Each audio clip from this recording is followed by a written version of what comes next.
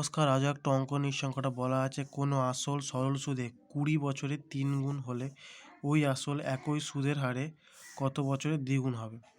অঙ্কটা দুরকম করে দেওয়া আছে, একটা শর্টকাট একটু আর একটা একটু বড়।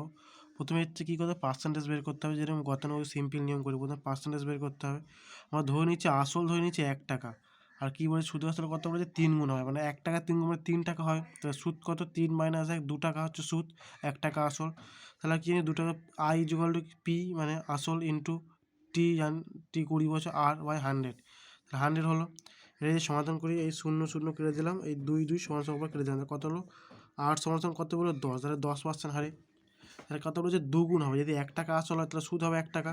তাহলে 1 সমান সমান 1 ইন্টু 100, 1 ইন্টু 10 ইন্টু টি, এটা আর 10 পেয়ে গেছে এখানটায়।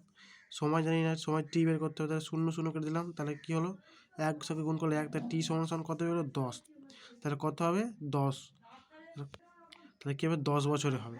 এইরকম করতে পারো। প্রথমে এরকম করতে হবে, ধরে নিচ্ছি আসল 1, তাহলে সুদ আসল কত 3 টাকা, 3 গুণ মানে 3 টাকা হলে তাহলে সুদ হবে কত 2 টাকা, এই পর্যন্ত একই রকম। তাহলে ও পরের ক্ষেত্রে কী হবে দুগুণ, মানে আসল কত 1 টাকা, তাহলে দুগুণ মানে আসল 1 টাকা আর সুদ 1 টাকা, টোটাল দুগুণ মানে 2 টাকা হবে। তাহলে ধরুন দুগুণ সুদ হয়, প্রথমে 2 টাকা, 2 টাকা মানে দুগুণ বা 2 টাকা সুদ হয়, এটা গুণ বলতে পারো টাকা বলতে পারো। তাহলে 2 টাকা সুদ হয় কত বছরে 20 বছরে। তাহলে 1 টাকা সুদ হবে কত 20/2, 2 কাটলে 10 দুগুণে 20, তাহলে কত হলো 10 বছর, তাহলে কত হবে 10 বছর। আশা করি সব বুঝতে পেরেছো, দুটো নিয়ম করা আছে, যেটা খুব সুবিধা তোমরা সেটা করতে পারো।